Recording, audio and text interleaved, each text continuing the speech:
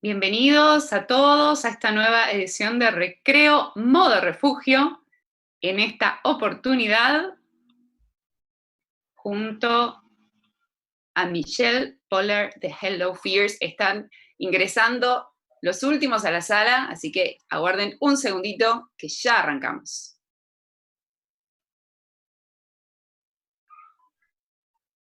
Vic, ¿no quieres grabar el Zoom? Sí, lo voy a hacer ahora. Perfecto. Estás en todo, Michelle, qué atenta, muy bien. Desde detrás de ese circulito que ven en pantalla, ya te diría que aparezcas, porque ya apareciste como esa voz mágica detrás, así que ya es hora de aparecer por ahí.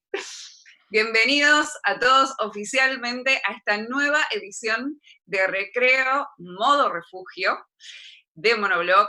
Mi nombre es Vic Arrieta, yo soy la directora creativa de Monoblog, y en esta ocasión me toca entrevistar a alguien genial, a quien admiro muchísimo, que tuve el placer de conocer personalmente el año pasado, y confirmar que era todo lo genial que parecía en las redes sociales, era de verdad.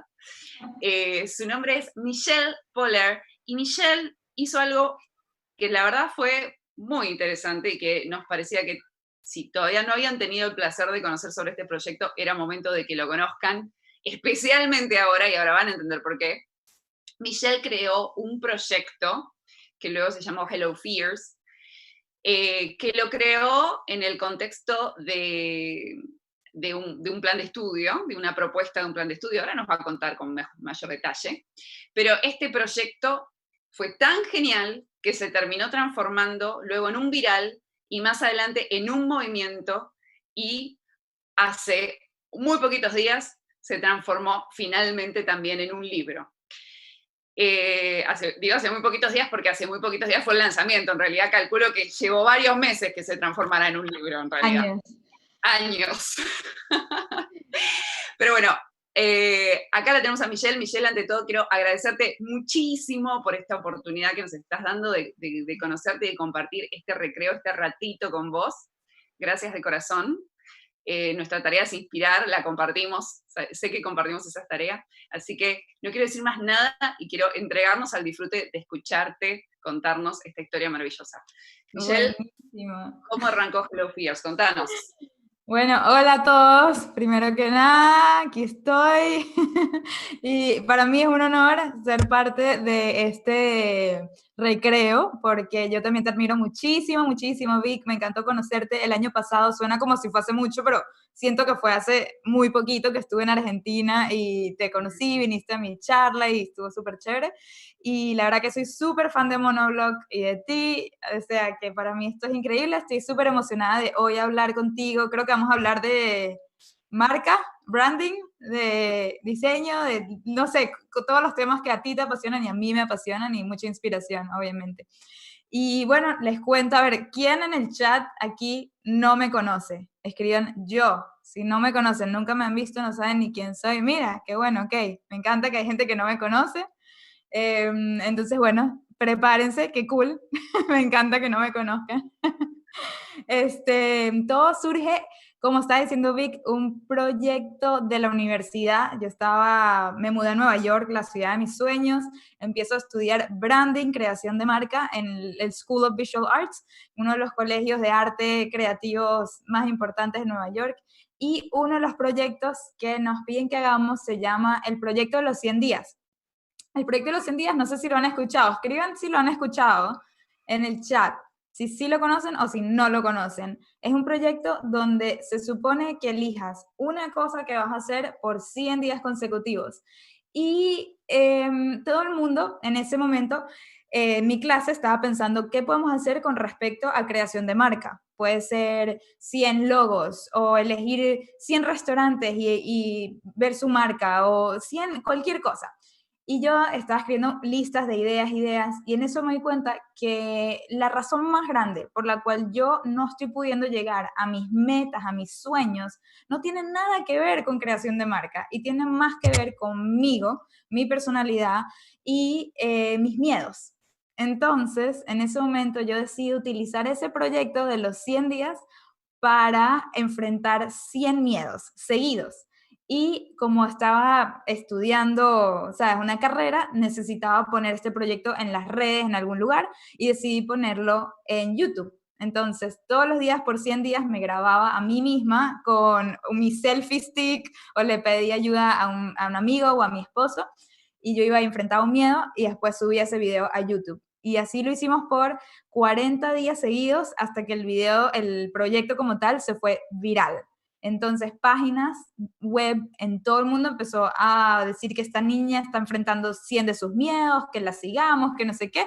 Y de repente pasé de no tener ni un seguidor en mi proyecto, más que mi familia y mis amigos, a tener miles de personas. Yo no estaba preparada para ese tipo de atención. Por ejemplo, ni siquiera estaba monetizando mi YouTube, no tenía los ads puestos porque yo decía, nadie ve este proyecto igual, qué ads ni qué ads. Y de repente millones de views en algunos de los videos, cientos de miles de views en la mayoría. Y pues ahí comenzó todo. Sí, la verdad fue un estallido. Vi notas de gente muy famosa hablando de tu proyecto de miedos, notas en medios súper prestigiosos, pero vos llegaste a este miedo también, el ejercicio de los 100 días también tenía alguna parte donde vos tenías que proyectar, ¿no? ¿Qué ibas a hacer de tu vida? ¿Cómo te imaginabas tu vida dentro de 10 años, ¿no? Y ahí es donde uniste un poquito esto, ¿no? Sí, te conté la historia rápida, el resumen, pero todo nace de un ejercicio que empieza antes del proyecto de los 100 días, donde la profesora nos pide que escribamos nuestra vida perfecta de aquí a 10 años. ¿Dónde nos vemos en 10 años si todo sale increíble? O sea, básicamente nos retó a soñar en grande, pero muy en grande, lo cual es un reto súper complicado, porque nos da demasiado miedo soñar en grande y después no cumplir esas metas. Entonces, a la hora de escribirlas, pues no nos atrevemos a poner esos sueños tal cual como nos los imaginamos, sino que le bajamos un poco, los traemos más a la realidad y eso es un problema porque nos estamos poniendo un techo a nosotros mismos. Sí, no sé si es tanto que los traemos a la realidad o, digamos, nos animamos a contarlos quizás en las dimensiones y en las posibilidades que actualmente conocemos, ¿no? Y Exacto. justamente, bueno, voy a contar una anécdota personal, pero es algo que me está pasando ahora en cuarentena. Pude mudarme justo antes de la cuarentena y el edificio donde estoy es un edificio que no se terminó. Entonces, no tengo un solo vecino, que es el otro que llegó a mudarse, el resto no hay nadie, estoy como en una especie de edificio fantasma en este momento, pero con el tiempo descubrimos la hermosa posibilidad que eso nos brindaba porque podíamos ocupar otros espacios del edificio y de repente teníamos terraza y de repente teníamos espacios para... Terminamos armando una especie de Zoom en el tercer piso, pero nos costó mucho llegar a esa posibilidad porque precisamente no nos imaginábamos que ese permiso fuera posible. O sea, y creo que a veces a la hora de proyectar, yo hice el ejercicio de 10 años también en una sesión de coaching, y a veces es muy difícil imaginar siquiera esas posibilidades. Y vos te diste Total. cuenta, sí, vos te diste cuenta que el miedo era como un factor muy importante de traba de eso. ¿Vos sentías antes este vínculo entre límites y miedos? ¿Lo habías visto antes en tu vida o fue la primera vez a través de este ejercicio que pudiste realmente darte cuenta? No, yo crecí y viví sabiendo que era una persona más miedosa, aunque no necesariamente toda mi vida, pero sí una vez que me fui a la universidad, o sea, que me fui a mi casa en Venezuela, a los 19 años me mudé a Estados Unidos y empecé a vivir con otra gente y yo al principio no vivía con venezolanas, entonces yo pensaba que quizás era yo porque yo era de Venezuela y veníamos con miedos por el país donde crecimos, que es tan peligroso, pero después empecé a vivir con otras venezolanas y me di cuenta que era yo, que no era necesariamente Venezuela, era yo venía con muchos miedos y mi vida, todas mis decisiones estaban muy basadas en el miedo. Y es algo que nunca me importó porque vivía en mi casa con mi familia donde el miedo era normal, donde mi mamá está acostumbrada a decir que eso no porque le da miedo, entonces yo decía lo mismo y te lo respetaban y de repente llego a la universidad a vivir con otra gente y me doy cuenta que a ellas no le da miedo las cosas que a mí sí y cómo mi vida estaba tan limitada. O sea, por ejemplo, lo que me ponía para salir en la noche a una fiesta. todas se vestían con vestiditos y yo decía, no me voy a poner un vestidito, no sé, ¿sabes? ¿Qué me puede pasar? ¿A quién puedo llamar la atención? Siempre pensando en el miedo.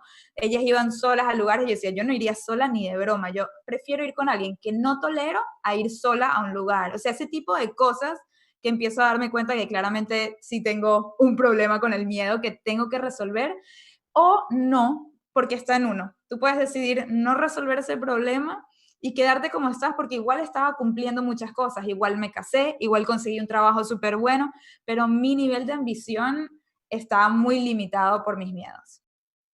Es genial eso que decís, porque hay veces que realmente es difícil darse cuenta cómo uno se autolimita. ¿Y cómo fue el momento, te acuerdas cómo fue el momento eureka en el que dijiste este proyecto 100 miedos? Porque, wow, digo, hay que animarse a decir, che, voy a ir donde más me duele, voy a meter el dedo en lo profundo y que venga lo que venga, porque me imagino que no, el primer día no tenías 100 miedos listados. Eso fue apareciendo, ¿no? O sea, encima te lanzaste algo que ni siquiera sabías cómo lo ibas a terminar. ¿Cómo fue Total. ese momento eureka? ¿Qué pasó? ¿Te Bueno, acordás? te cuento. Primero tuvimos que hacer el ejercicio de los 10 años. Yo escribí mi plan de 10 años, soñé en grande, pero no tan grande, pero igual lo más grande para mis posibilidades en ese momento, como dices tú. Y después nos mandaron a entender cuál es un obstáculo que puede ponerse en el camino de ese plan. Y ahí es cuando yo, te voy a decir que la primera vez que hice el ejercicio, escribí que podía ser la maternidad. Yo escribí que la maternidad puede venir en el medio de mis grandes proyectos. Pero, ¿por qué? Porque no era mamá en ese momento, pero lo planeaba hacer en los próximos 2 años y me daba miedo que prefiera eso a mis proyectos. Y después, antes de entregar eso que escribí yo, empecé a escuchar otra gente en la clase decir de sus limitaciones y me di cuenta que la maternidad es una opción, no es necesariamente una limitación. Es una opción, si tú decides eso es porque eso es lo que es tu llamado y te gustó más. Y ahí es que dije, ya va, ¿cuál es mi real limitación? Y dije, no son mis miedos, es mi incapacidad de querer enfrentar mis miedos. Es mis ganas de quedarme siempre en la zona de confort. Entonces escribí o sea, no sé cómo decir, otro escrito, pues, donde el miedo es lo que me limita. Y sabes que encontré ese escrito hace unos meses que yo me acabo de mudar, me mudé igual que tú, pues, pero de Nueva York a Miami. Y mientras estaba revisando todas mis gavetas, encontré el escrito que hice la primera vez que identifiqué que el miedo es lo que me limita mis metas y lo leí y te lo juro que es mi charla de hoy en día. O sea, no puedo creer que en ese momento ya yo estaba diciendo cosas que ahorita digo en tarima y no puedo creerlo. O sea, es muy loco, simplemente estaba como meant to be, ¿sabes? Tenía que pasar así. Y hablando de lo que tenía que pasar, en ese momento y en ese plan que habías armado 10 años, ser una, ay, me sale en inglés, perdonen la audiencia, public speaker, eh, Conferencista. una conferencista, ¿estaba en ese plan de 10 años? Bueno, eso es lo otro que ¿Aparecía? encontré. Encontré el plan de 10 años escrito y cuando lo leo, ahorita justo antes de esta mudanza me pongo a llorar porque no puedo creer que la Michelle de hace 5 años que escribió ese plan, que era una directora de arte en una agencia de publicidad, que se moría por ser alguien, se moría por tener impacto, se moría por tener una comunidad y todo lo que tengo hoy, pero no tenía nada de esas cosas en ese momento, sí pensaba en que quería ser invitada a hablar en público en lugares importantes. Claro, yo no sabía que eso era una carrera.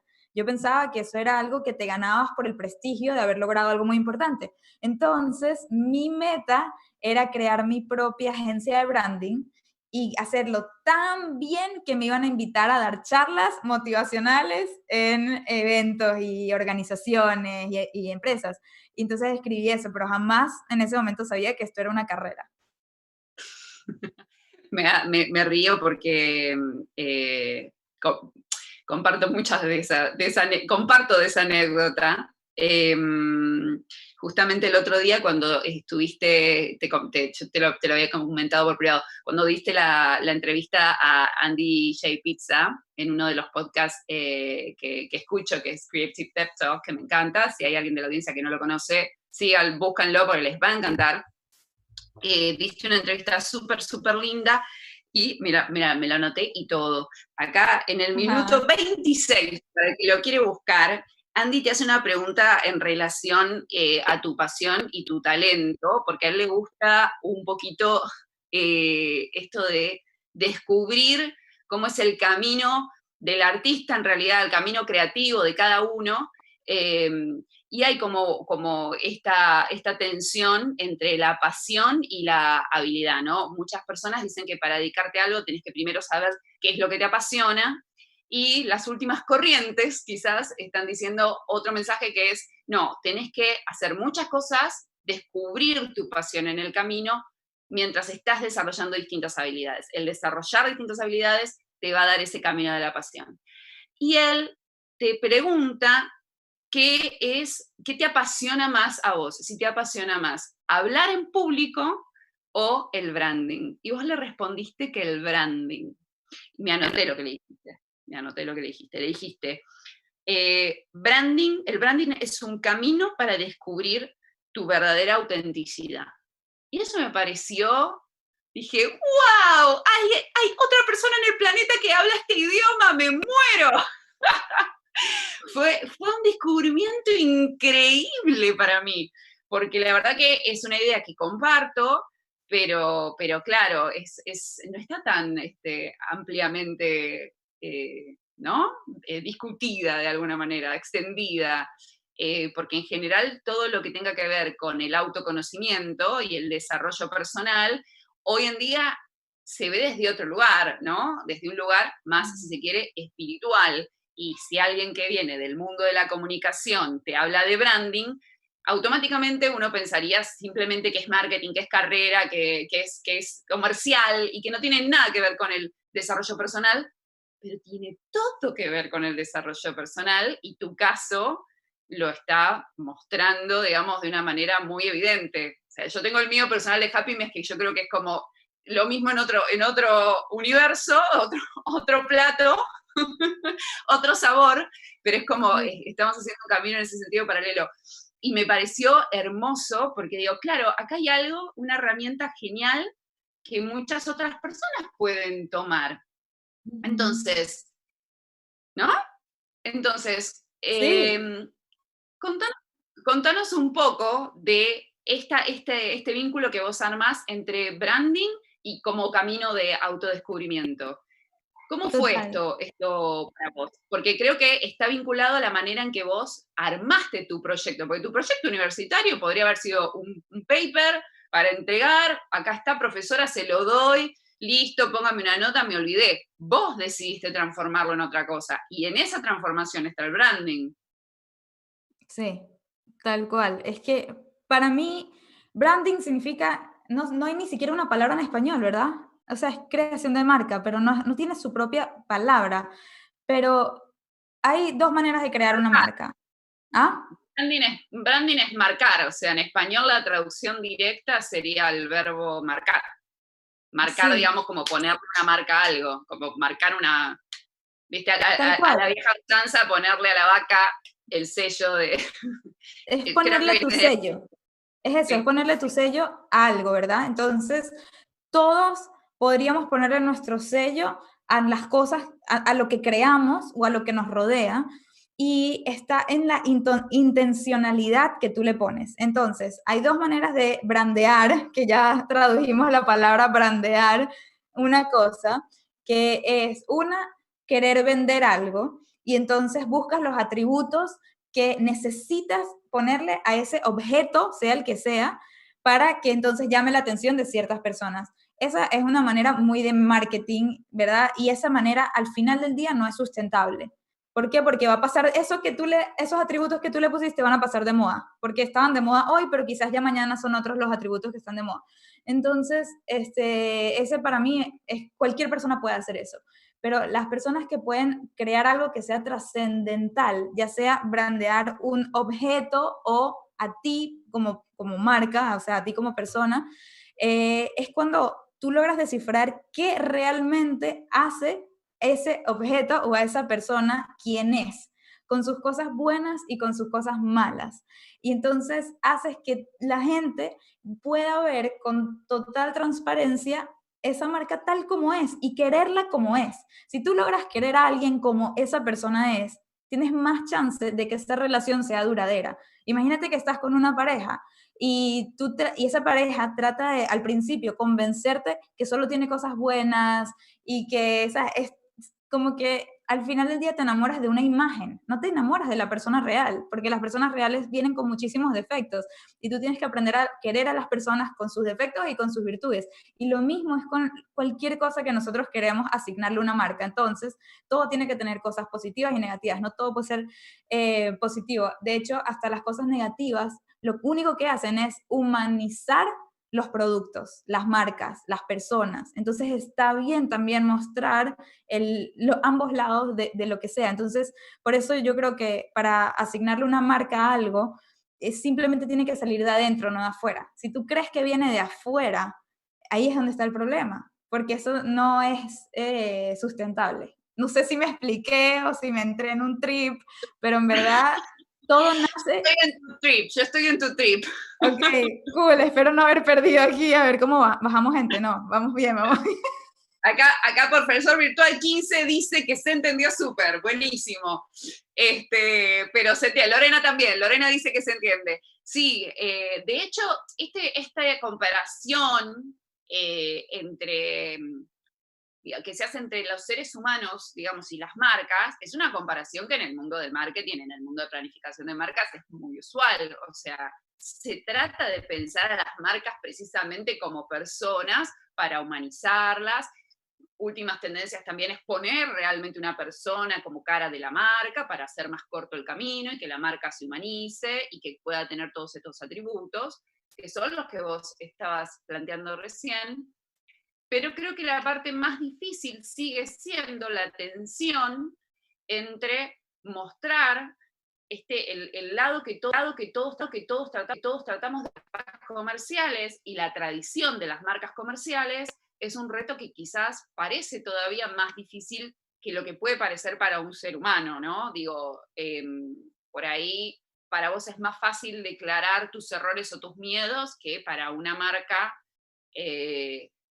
Digo, en la mente de la marca, para mí no es así en realidad. Yo creo que las marcas también pueden declarar abiertamente, che, la pifiamos. De hecho, nosotros en este momento estamos declarando abiertamente que la estamos repifiando con los tiempos de envío. Se nos fue al demonio todo. La mayoría, no sé si acá alguien hizo un pedido, sepa que estamos corriendo como nunca en la vida para llegar con todo, pero la realidad es que había tantas cosas que estaban fuera de nuestro cálculo que no teníamos manera realmente de estimar y de reentrenar al equipo para poder responder a la velocidad que todas estas cosas se fueron dando, porque encima en este modo pandemia, cuarentena, pasa un día, nos parece que pasaron 5. Es como medio, los tiempos son una cosa medio extraña. Total. Más allá de que es real que tardamos un montón. Nosotros podemos declarar que algo que es un punto realmente importante para nosotros en este momento está siendo doloroso. Sé que no es fácil para casi ninguna marca, pero en este proyecto que creaste vos, fuiste directamente a ese lugar, o sea, fuiste directamente a mostrar vulnerabilidad cruda, porque Hello Fears se trata de eso. O sea, contanos algún caso, ¿cuál es tu miedo preferido que derrotaste? A ver si inspiramos a alguna marca a ir detrás de un miedo. Algún proyecto. Wow, la verdad que La verdad que difícil. Ya va, me digo a mí misma. No sé por qué, me digo como, ajá. Ok, no sé, me estaba oyendo a mí misma como con eco. Ajá. Es difícil elegir uno preferido. Yo creo, es demasiado difícil, porque se me vienen como mil ideas a la mente y que, ay, cuando bailé enfrente, o sea, bailé como si nadie me estuviera viendo en la mitad de Times Square en Nueva York, de verdad que ese día sentí que vivía al máximo, pero después, por ejemplo, enfrenté el miedo número 100, que era el de hablar en público en TEDx, que ese miedo que yo lo conté en la charla tiene una historia interesante, y es que una marca real, hablando de marcas, se me acerca y me dice que ellos quieren, ¿cómo se dice sponsor? Patrocinar, que ellos quieren patrocinar mi miedo número 100, una marca de chicle, que esto, ¿te acuerdas? Lo conté en la conferencia. Bueno, y realmente lo que ellos me estaban proponiendo no se alineaba con mi marca, pero del todo. Cada vez que me proponían ideas, yo decía, wow, nada que ver. Y fue súper difícil para mí, y sobre todo viniendo del mundo de las marcas, entender que esa marca y mi marca no son compatibles, aunque estamos hablando un idioma parecido, que es el del miedo, porque la marca tenía una campaña que se llamaba Los 5 segundos antes de afrontar un miedo. Era muy similar a lo que estaba haciendo yo. De hecho, ellos me iban a dar una plataforma enorme, me iban a poner en la televisión, en vallas de publicidad, me iban a pagar dinero para que yo enfrente el miedo con ellos, el último. Y para mí fue súper difícil decirles que no. Al final del día les dije, no, sorry, es que lo que ustedes me están proponiendo, ellos me estaban, para que la gente sepa aquí, me estaban proponiendo hacer cosas muy físicas, miedos físicos, como por ejemplo bajar por rapel del edificio más grande de Nueva York, o otra idea que tenían era amarrarme arriba de un avión chiquito y dar vueltas conmigo, o sea, unas cosas. No, o sea, llegué, no, o sea, nada que ver, nada que ver. Yo quería inspirar a gente, pero es que eso no es inspirador, eso es demasiado, eso es retar a la muerte. Y mi proyecto no se trataba de retar a la muerte, se trataba de vivir al máximo, de realmente hacer cosas que si alguien más lo ve, se pueda inspirar para hacer lo mismo. Yo no quiero que alguien se inspire a bajar por un edificio o montarse encima de un avión a dar piruetas. Entonces, ahí es cuando yo decidí que mi miedo número 100, yo quería que fuera hablar en TEDx. Y entonces se los dije, le dije, si ustedes me quieren apoyar en ese miedo, chévere. Y si no, sorry. Y me dijeron que no es lo que estaban buscando. Y le dije, ok, yo igual prefiero hacer eso sin que me paguen, ¿sabes? Sin la publicidad, sin todo. Y eso es un ejemplo de lo que es entender muy bien tu marca y por encima siempre apegarse a ella y a sus valores. Sí, totalmente. Digamos, requiere, me parece, dos cosas. Por un lado, autoconocimiento, o sea, este trabajo continuo, digamos, de estar delineando los límites y redescubriendo los límites, entendiendo que puede haber cambios, que puede haber evolución, pero que siempre tiene que haber algún límite. Y después de mucha fidelidad a eso y a un futuro, ¿no? A una idea de que eso evoluciona hacia algún lugar, que en tu caso tenía que ver con inspirar a las personas y convertirte en una persona relevante, aunque no supieras todavía exactamente quizás el formato. Quizás en el momento ya tenías claro y a la hora de declarar mi miedo 100 va a ser una charla TED, fue la forma como de anclarlo y decir, ok, este va a ser el camino, en este camino yo me voy a comprometer. Pero bueno, digo, es algo como que entiendo que también puede evolucionar, porque en el fondo tu misión sigue siendo no ser una public speaker, no ser una conferencista, sino una persona que puede inspirar a una comunidad de gente a salir de su zona de confort, ¿verdad? Y podés encontrar un montón de maneras de hacer eso, siempre y Tal cuando cual. tengas claro cuál es el norte. Sí, es que por eso yo digo que me apasiona más el branding que hablar en público, que hablar en público me encanta, pero es simplemente un medio, igual que me encanta hacer Instagram. O sea, yo digo que si a mí me pagaran solo por estar en Instagram todo el día haciendo posts, haciendo stories, yo feliz. Porque al final del día eso es lo que yo hacía antes de convertirme en todo esto, pero trabajaba para marcas del lado de publicidad. Entonces, por ejemplo, yo hacía la publicidad de Hershey's, de Wendy's, de FedEx, y lo que más me gustaba fue justo en el comienzo de las redes sociales. Lo que más me gustaba era crear la marca en social, que era un medio totalmente nuevo. Se habla de una manera distinta, realmente se conecta con la persona mucho más allá de cuando pones un comercial en televisión. Entonces, mientras todo el mundo a mi alrededor en el equipo creativo solo quería trabajar en los comerciales de televisión y vallas y cosas más grandes, yo quería enfocarme en la parte social, que ahorita soy demasiado feliz que lo hago para mi marca personal, Hello Fears, y bueno, eso es lo que me gusta más que nada, pues. Y te hago una pregunta también, es como una curiosidad personal. Cuando estabas desarrollándote dentro de la agencia, ¿sentías esa tensión interna, quizás, cuando tenías que desarrollar comunicación para otra marca en relación a lo que esa marca tenía que comunicar y los valores que esa marca tenía que comunicar y tus ganas de comunicar quizás tus propias ideas y tus propios valores? ¿Sentías que había ahí ya algo que no te quedaba ese molde? de agencia y de ese trabajo? Bueno, como yo estaba en publicidad, muy rápido me di cuenta que la publicidad no era para mí. ¿Por qué? Porque la publicidad te da ya unos parámetros que, ¿sabes? Te dan una marca y te dicen, estos son los colores, estas son las tipografías, este es el estilo y esta es la comunicación. Y yo tenía ideas mucho más grandes para esa marca que no podía hacer nada al respecto. Yo decía, pero es que yo quiero llevar la marca en esta dirección. Y me decían, ese no es tu trabajo. Tu trabajo es crear el ad, ¿sabes? De revista o de valla publicitaria o lo que sea. Y ahí fue muy rápido donde yo dije, esto no es para mí. Para mí, yo tengo que irme por el área de branding y por eso me fui a estudiar branding y toda mi meta era renunciar a publicidad, no regresar a publicidad y trabajar para una agencia de branding y desarrollar marcas. Para mí, desarrollar una marca de cero es algo que me encanta, pero ya me di cuenta que mi fuerte y lo que más disfruto es desarrollar marcas personales.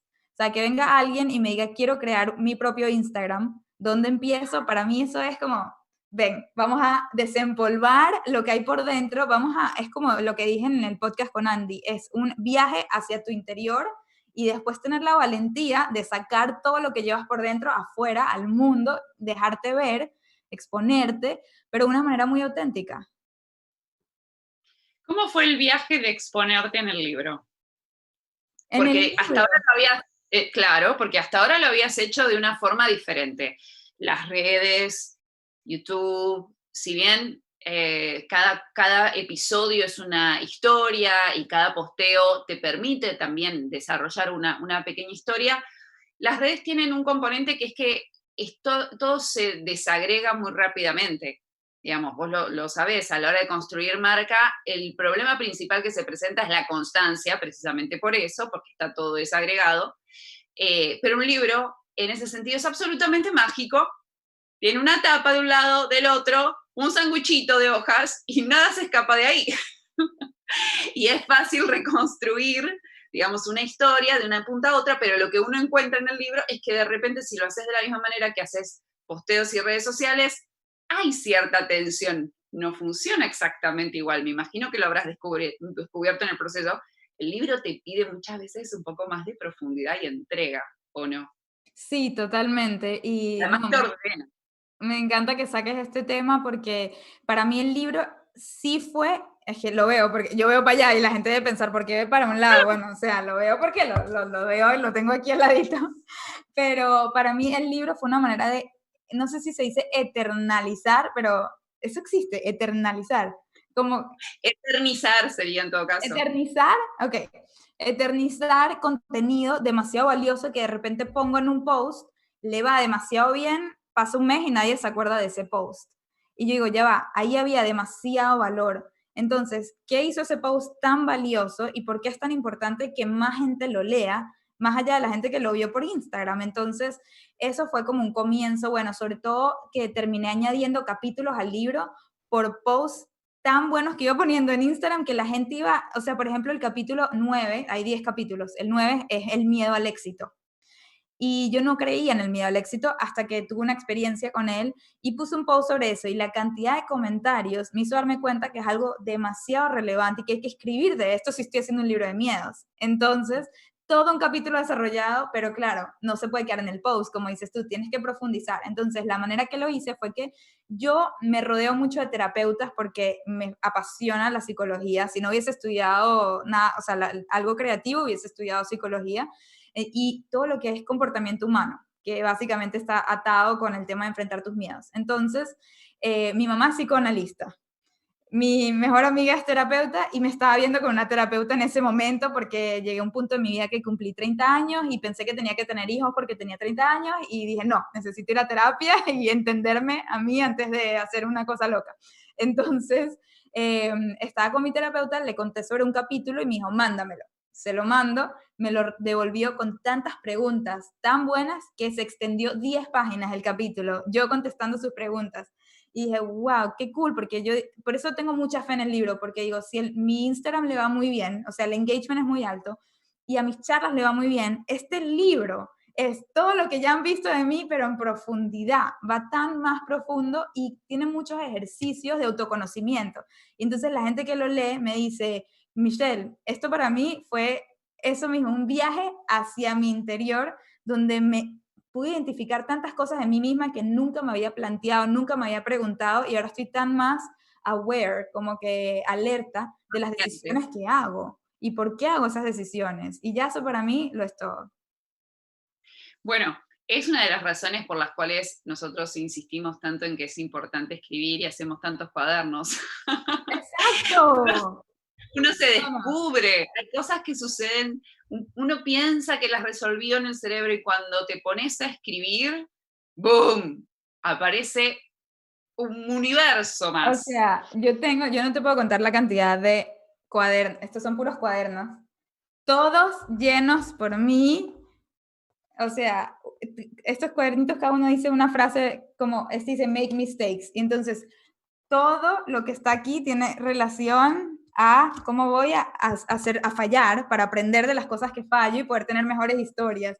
Y así voy, cada uno de estos tiene algo que se relaciona con todo el interior y están llenos casi todos. Mira, este fue el primero de todos. Este dice find your happy. Esto fue cuando yo no sabía ni de qué iba a ser el proyecto de los 100 días. Sabía que había que hacer un proyecto de 100 días, pero no sabía de qué. Y ahí dije, 100 Days Without Fear. Ahí comenzó todo. Y poquito a poquito lo fui llenando y este fue el primero. Y mira, aquí está mi charla TEDx, aquí están los 100 miedos, aquí están los videos, todo lo que hice. Creo demasiado en el poder de escribir las cosas también. Y por eso amo Monoblog. Sí, igual, volviendo a lo digital que hablábamos recién en relación al libro, me parece súper interesante algo que planteabas, ya que recogemos los datos técnicos que nos ayudan a todos, la posibilidad de co-crear hoy, en relación a lo que decías, ¿no? De las redes, este post funcionó bien,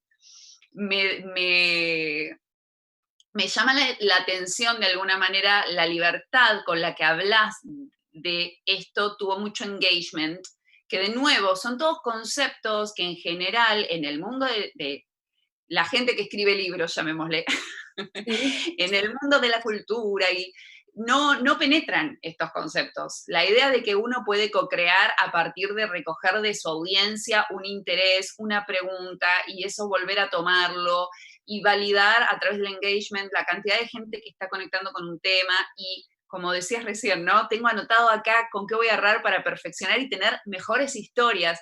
Eso como un camino de desarrollo de tu marca personal y de las experiencias que tiene tu marca personal, me parece que es súper revelador quizás para muchas personas, ¿no?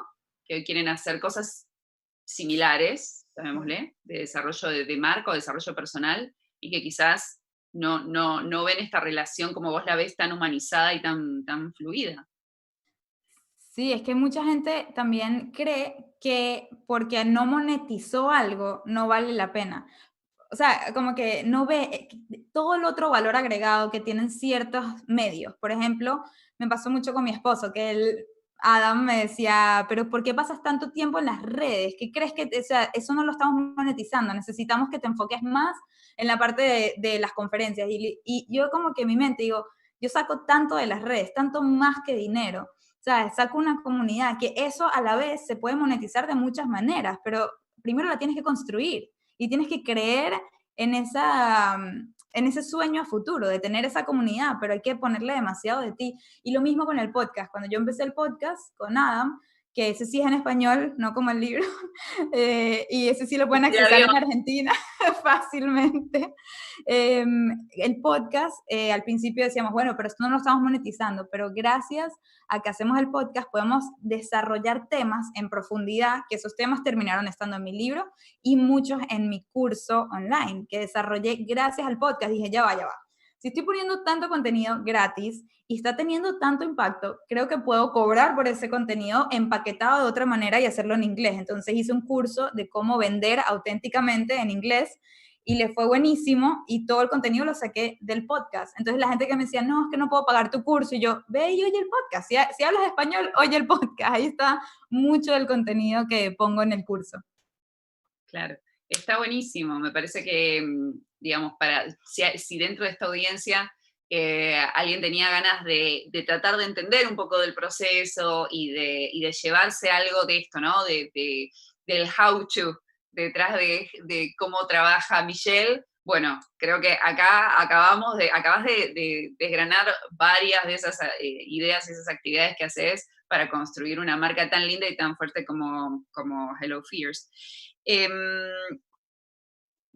Antes, por las dudas, antes que se nos vaya alguien, porque ya estamos llegando rápidamente a la hora, recordanos bien el nombre del podcast, tus redes sociales, el libro, dónde se consigue. Ya tenemos un asistente en el chat que se está encargando de decirle todo a todos, pero por las dudas que alguien no lo tenga, dígalo. Sí, lo máximo. Mira, les pongo aquí mi Instagram es Hello Fears. A ver.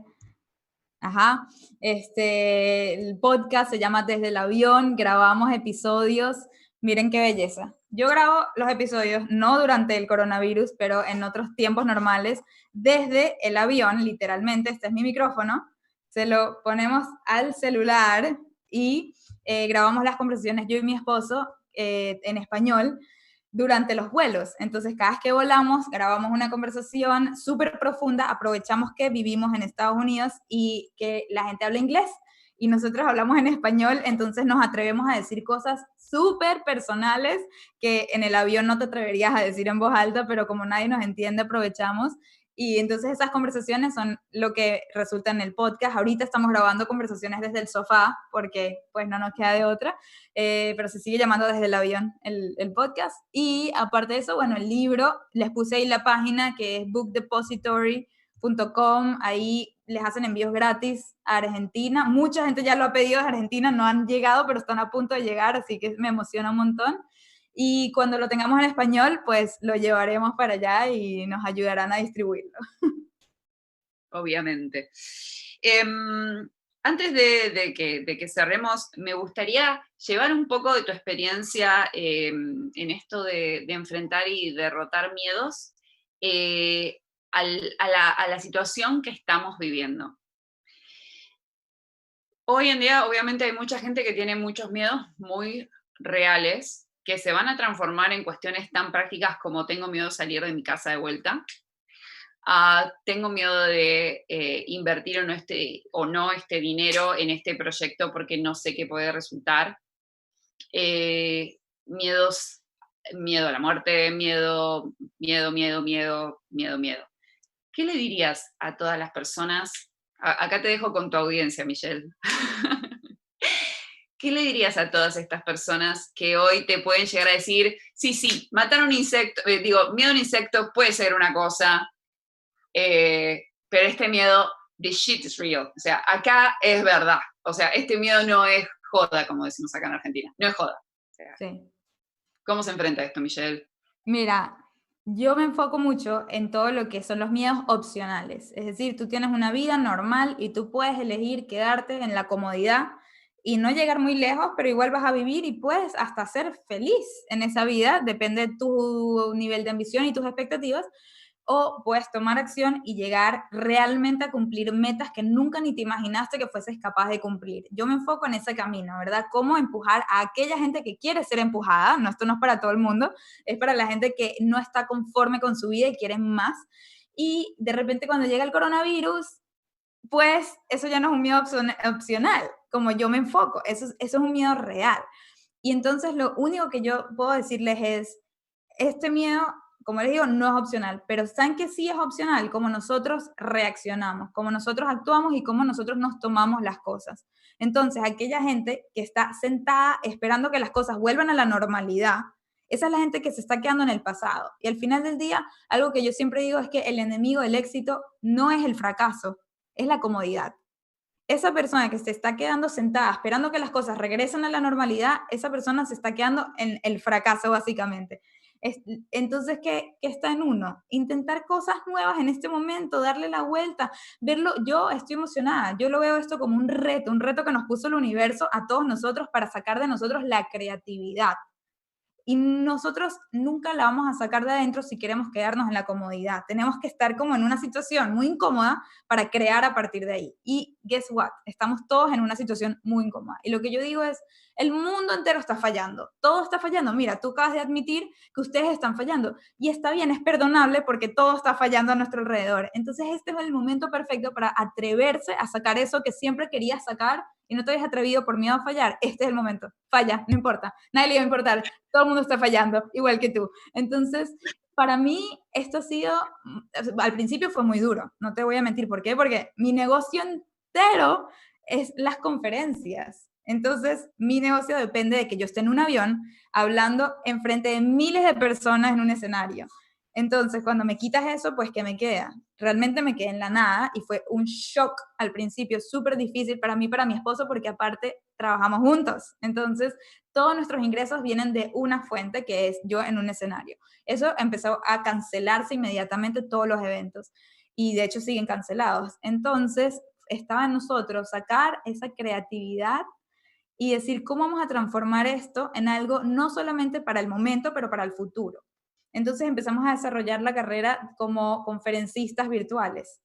Y entonces lo primero que hice fue organizar mi propia conferencia virtual, donde reuní no sé cómo, pero 500 personas que no solamente vinieron gratis, pagaron su ticket por estar ahí, que eso me pareció lo más cool, porque hubo un compromiso. Cuando uno paga por algo, realmente hay mucho más compromiso. Entonces hicimos la primera conferencia a mi audiencia y eso levantó mucho interés de clientes. Entonces a partir de eso me empezaron a contratar clientes para hacer conferencias digitales. Entonces ahora estamos pudiendo monetizar a clientes como lo hacíamos antes, pero de manera virtual. Y también no solamente dejar de hacer lo que estás haciendo antes para adaptarlo, es en verdad qué tienes que hacer para hacerla mejor ahorita en ese nuevo espacio. Y lo más cómico es que yo antes de que venga el coronavirus estaba preparando una charla sobre lo que yo llamo, lo que se conoce como el white space. El white space es como el espacio en blanco y toda mi charla que estaba preparando nueva de cero era de cómo aprovechar el white space, cómo localizarlo, que es decir, todo el mundo está haciendo una cosa y tú vas a ver hacia el otro lado y vas a descubrir un espacio que nadie se había atrevido a tocar y tú vas a adueñarte de ese espacio. Toda mi charla era sobre eso y ahorita estamos todos literal viviendo el white space. Nos lanzaron al vacío y ahora está en nosotros cómo vamos a transformar esa experiencia en algo, no solamente, como te digo, para el momento, sino algo que se pueda quedar. ¿Por qué? Porque, por ejemplo, en mi caso, yo quiero ser mamá en los próximos años y yo no quería estar en un avión yendo de conferencia a conferencia como estaba haciéndolo antes. Entonces, gracias a que ahorita estoy desarrollando esta nueva fuente de ingreso, voy a poder estar más en casa, así cuando las cosas se recuperen. Entonces, piensa en largo plazo en vez de pensar corto plazo en este momento. Si tuvieras que decirme cuáles son como los 2, 3 pasos para enfrentar un miedo, ¿no? ¿Cómo vos te enfrentabas? ¿Cómo elegiste? Vuelvo un poco al proyecto, ¿no? Porque ahí hiciste un ejercicio continuo de enfrentarlos y calculo que en ese ejercicio habrás encontrado como un patrón para enfrentar miedos, donde decís, no sé, lo identifico y después esto y después esto y después esto. ¿Cómo es ese patrón? Y si nos puede ayudar en este momento. Bueno, o sea, tengo todo un proceso de 6 pasos que está en el libro ilustrado, que es el proceso natural que pasamos a la hora de enfrentarnos a algo que nunca antes nos había tocado. O sea, por ejemplo, alguien te sugiere algo y tú te quedas como que, ya va, no estoy segura, esa reacción inicial, porque si tu reacción inicial cuando alguien te propone algo es, sí, vamos, me encanta, eso es que no te da miedo. Pero si tu reacción inicial es como de distancia, entonces eso quiere decir, ya va, déjame pensarlo, y eso es que claramente tu sistema de alerta te está indicando algo. Entonces yo digo que el primer paso es que te das cuenta, o sea, estás como alerta de que algo que, o sea, que no habías considerado antes quizás, te da miedo. Eso es lo primero, estar alerta. Después el segundo paso es la negación. Niegas como que mentalmente que quieres hacer eso. Tu primer como pensamiento es, no, eso no es para mí. Y la mayoría de la gente se queda ahí. Dicen, no, en verdad eso no es para mí, por esto, esto y esto, y se crean excusas que para ellos son muy válidas en ese momento y that's it. Ellos no proceden. Después está el paso de la planificación, y eso es para la gente que después de ignorarlo dicen, bueno, en verdad pensándolo bien, puede que sí sea una buena idea, por esto y esto y esto. Entonces ahí vas al paso de la planificación. Ahí es cuando empiezas a pensar, bueno, ¿a quién tengo que llamar para organizar esto? ¿O dónde me tengo que suscribir? ¿O sea, qué tengo que planificar? ¿Qué tengo que comprar? Etcétera. Planificas tu miedo y después uno cree que de la planificación salta a la acción, ¿no? Como que lo planificaste y lo hiciste, pero no. Hay un paso en el medio que Bien. yo en inglés lo llamo WTF, que traduce a What the fuck am I doing? Ese paso, What the fuck am I doing, es cuando empiezas como que a freak out, tipo dices, nada, estoy loca, ¿por qué me metí en esto? Qué mala idea, definitivamente no era lo ideal, o sea, y empiezas a pensar millones de cosas y dices, ¿quién soy yo para hacer esto? ¿Me voy a arrepentir? ¿Quién te crees? ¿Sabes? Y aparte, si lo discutes con gente que es más miedosa que tú, olvídate. Ahí te van a llenar la cabeza de por qué no tienes que hacer esto, ¿verdad?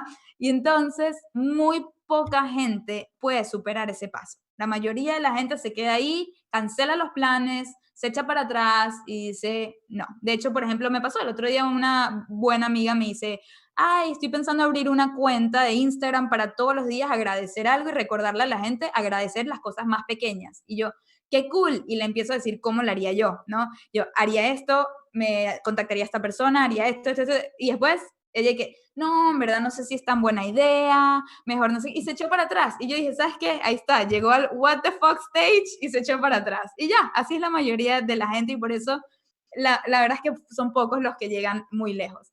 Entonces, después está ese paso y la manera de superarlo, algo que me ha ayudado mucho a mí y a la gente que me ha escuchado, es una pregunta que es muy poderosa.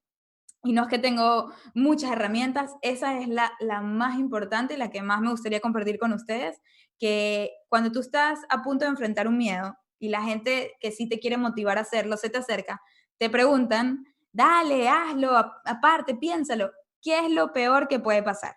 Cuando te preguntan qué es lo peor que puede pasar, ¿qué pasa por tu cabeza? Todas las peores cosas que pueden pasar. Pasa, bueno, es verdad, no me voy a morir, pero me pueden despedir si pido el aumento. Puede que piensen que soy una persona que solo quiere el dinero, por ejemplo, si quieres pedir un aumento. Puede que alguien me deje de hablar, puede que sea alguien se ponga bravo. Hay muchas cosas realmente peores que pueden pasar. Entonces esa pregunta alimenta el miedo. Entonces yo lo que hago es que le doy la vuelta a esa pregunta y le pregunto a la gente, ¿qué es lo mejor que puede pasar si te atreves? Esa es una pregunta que se nos olvida hacernos. Tú te haces esa pregunta y empiezas a pensar todas las cosas positivas que pueden pasar si te atreves y que lo más probable es que pasen. Lo más probable es que las cosas positivas pasen antes de las negativas. Entonces, esa pregunta es la que ha hecho que muchísima gente se haya atrevido a pasar de la etapa what the fuck a la etapa de la acción. Entonces, cuando te haces esa pregunta, no solamente pasas a la etapa de la acción, sino pasas con otra actitud. Pasas con una actitud tan más positiva, pensando que y atrayendo lo mejor, en ese caso, lo más positivo. Entonces ahí estás en la etapa de la acción y después inmediatamente pasas a la etapa de la celebración, que ya es como que la última etapa. Pero mientras estás celebrando, también hay una etapa de arrepentimiento por tu actitud antes de enfrentar el miedo. Esa actitud súper negativa, esa actitud de pensar que todo va a salir mal y te da como pena contigo mismo de haber actuado de esa manera porque fíjate que nada salió mal. Es hermoso. Me acuerdo la primera, mira, tengo, no se nota en cámara, pero yo tengo, como decimos, pie de gallina. Me acuerdo la primera vez que te escuché decir esto en la charla cuando te conocí en Buenos Aires. Me parece, esa pregunta me parece un regalo, es maravilloso, con muchísimo más sentido aún en este momento, porque es un momento en el que tenemos el miedo de frente, que los medios alimentan el miedo, porque es su trabajo, ya todos sabemos, los miedos quieren que vos estés todo el día conectado, sabemos que el miedo hace que estemos todo el día conectados, porque psicología, bla, bla, bla. No vamos a dejar de escuchar palabras de miedo mientras dure todo esto y probablemente después sea otros miedos los que nos bajen, porque ya sabemos que esa es la manera de tenernos a todos como corderitos, ¿no? Diciendo que sí, que sí, que sí, hagan lo que sea necesario para que estemos seguros, ¿no? Y en realidad, la realidad al final es como vos la estás planteando, o sea, lo más probable es que sean cosas buenas, realmente. Lo más probable es que estés en ese camino y que hayas llegado a preguntarte por hacer algo o por vencer esa dificultad porque tenés las cosas para hacerlo, porque estás preparado para hacerlo y lo más probable es que salga todo bien. Pero de alguna manera estamos tan acostumbrados a darles tanto espacio a esas voces negativas que nos olvidamos o no llegamos a escuchar, como viste al angelito bueno que nos dice, no, va a estar todo bien, va a estar todo bien. Así que me parece que para todos que hoy quizás estamos como bastante angustiados, algunos inmovilizados, por los miedos que son reales, como dijimos, son reales, no son opcionales, están ahí. Esta pregunta optimista, ¿no? Con respuesta esperanzadora, es un regalo enorme con el que creo bueno, nos podemos ir todos a soñar algo lindo esta noche, ¿no? Ay, Digo, total. a soñar un futuro lindo para nosotros Ay, y sí. animarnos a dar algún paso que nos tiene ahí titubeando hoy, pensando que quizás el futuro va a ser todo oscuro y todo negro y en realidad lo que se necesita es lo que decías antes, ¿no? Que nos animemos a salir de nuestra zona de confort y a ser creativos. Ahí está, hermosa frase, Michelle. Aquí Espectacular. está la frase Quiero ese también. Por libro. aquí, por aquí debe estar también el proceso que te estaba contando. Mira, todo el proceso de Perfecto. los 6 pasos está explicado acá. Te tengo que mandar un Hermoso. libro, Vic. Sí, bueno, tendríamos que mandarnos tantas cosas. Ya se resolverá. Eh, Te agradezco, ya llegamos a la hora de recreo, que es más o menos nuestro límite para que todos podamos volver después, los padres, a sus ocupaciones sobre todo. Siempre digo eso porque soy madre, obviamente, y él ya anda por ahí, lo escucho gritar. Te agradezco muchísimo por toda esta hora que nos dedicaste. Sí, ahí están diciéndose por el chat. Como esto sale después por otras redes, yo lo tengo que decir de vuelta en voz alta. Busquen el libro, por ahora solo está en inglés, en bookdepository.com se los mandan a Argentina, están haciendo envíos, ya saldrá en español. Monoblog tratará de ser parte del proceso, si lo logramos buenísimo, si no, de todas maneras vamos a estar como hinchada ahí tratando de que alguien lo haga, si no nos dejan hacerlo a nosotros, alguien lo va a hacer, y ya Sí. diremos dónde. Fans de Michelle. Bueno, nada, eso. Gracias, Michelle, por todo. Muchos éxitos y acá te seguiremos con atención. A ver Gracias. No, feliz de estar aquí con ustedes. Un placer, todos los que no me conocían, ya me conocen, sigamos en contacto y esperamos vernos pronto en vivo otra vez. Un abrazo grande para vos y para Adam. Bye. Buenas noches para todos. Bye bye.